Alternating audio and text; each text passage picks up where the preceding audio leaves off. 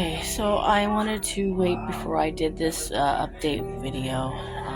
It's not great news, but I wanted to wait till I contacted by phone the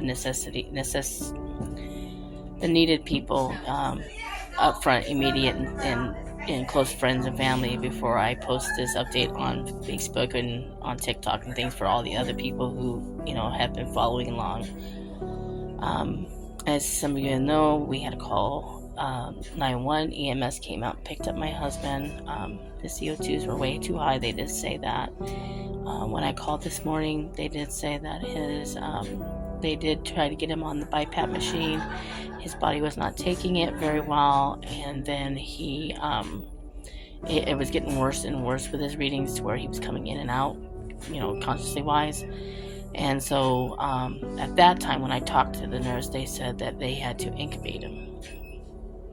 And so I was like, okay, so what are we talking about? And I said, be upfront and honest with me. I mean, just give it to me. Is it? Would you think he'd come out of it? They said, well, it can possibly come out of it, but sometimes it might be hard to wean him off of that once he has been incubated. I said, okay. I said, so do I need to start thinking about funeral arrangements? Do I need to start thinking about that? Now, he did say, you're not, I'm sorry, it's been a long morning. I'm not there yet. I said, okay. So I did some phone calling, let people know the updates, some family members, stuff like that. And then all of a sudden, I was on the phone with my daughter-in-law. And a call came in. It was from the hospital. So I said, okay, I got to take this call. So I answered it, and it was actually the doctor. And he says, Ms. Sanfilippo, have you been aware of, your husband being on life support? I said, wait, what? Life support? I said, I thought he was just on an incubator. And they said, well, it's basically, it is the incubator, but it's also life support. It's pushing oxygen in him, breathing for him, basically. I said, and that's when my heart sunk. And so he said, told me just to let you know, prepare for the worst. I don't want to think about the worst. I'm not ready for the worst. But they did say, though, in the next few days, they're going to try to see if they can wean him off of it and see if he can breathe on his own. If by the next few days, if it doesn't seem to be working and they can't get him weaned off it, then I have to make the decision whether or not to have to basically pull the plug. I don't want to make that decision. I'm not ready to make that decision. I did break down and cry. I mean, right now I'm not crying now because I think I did all my crying all morning, so I think I'm drained from that now. But I didn't want to post this yet until I contacted every family member that I could think of that I can't get a hold of. There's a few that I still can't get a hold of them. So I've left the messages like on Facebook Messenger. Just one family member, I can't get a hold of her because the number we had is disconnected. So she knows who she is. So hopefully she gets the message and contacts me, so that she can decide if they can come out here and to see him. We do have Uncle Harry coming out on Friday and Aunt Darlene to come see him on Friday. I do have my daughter-in-law, my son, and my grandson coming on tomorrow, but I don't know. They said that my grandson may not be able to come into the ICU room. They did say the only time that they might allow him to come in here is when the day we have to pull the plug. Then they'll allow that, but they're gonna still talk and see if they can, because my River keeps saying he wants to see his Papa J. He wants to see his Papa J. And I know and he knows what's going on. He's a smart boy. He may be 4, but he knows exactly what's going on.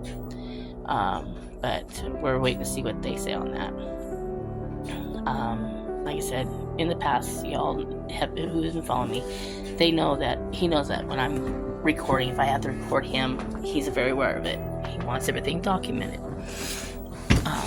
So let me just show you what we're seeing.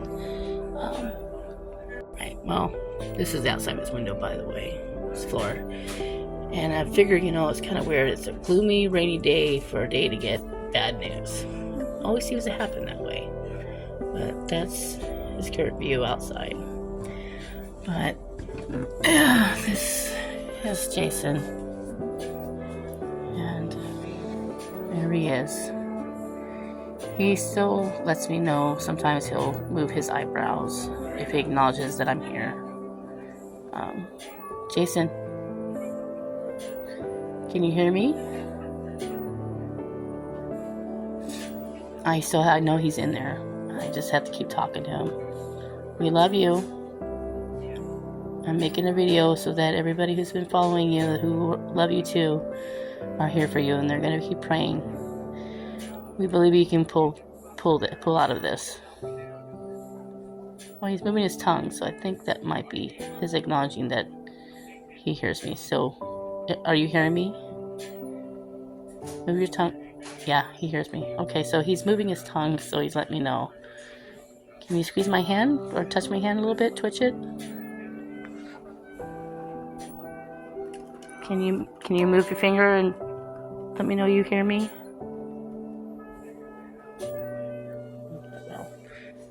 Maybe that's so much there.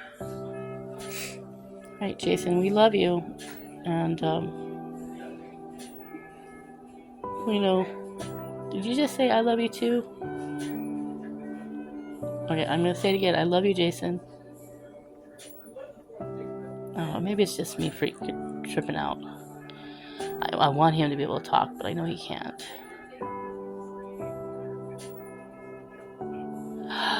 He did. Okay. I don't know if you saw it. Oh, you weren't there. He moved his tongue 3 times. I love you too. Is that what it is? You said I love you too? Yep. Okay, he is acknowledging. Okay. I know. They did say if I didn't call, he would have been gone this morning. So, doctors did say that, if they needed to do a trachea or something in his neck, I guess, if it means to help him, are we willing to do that? And I know he mentioned it with the hospice nurse last night that, you got to do what you got to do. Because remember when he said that, we were talking about the whole thing, and she asked her, and he was like fine with that. So I said we will do what we need to do. But he knows that if it came down to there's nothing more we can do, they tried everything. I mean, we're talking about everything possible. Then if it's his time to go, it's his time to go. And I know he's accepted that. Whether or not I accept that, I don't think I can. But it's something that I just have to pray about it and leave it into God's hands and see when that time comes if I have to make that choice to do it. And even though I don't want to. But I know the chaplain's going to be here when that day comes, and I know family members will be here for support. But honey, just to let you know, I'm not going to be that easy to pull the plug because I don't want to do it. But I know you've already said that if it came down to the last thing, there was nothing much more. I know you'd be okay that we had to do that. But I'm going to prolong it as far as we can. Because I'm not ready to let you go. Alright?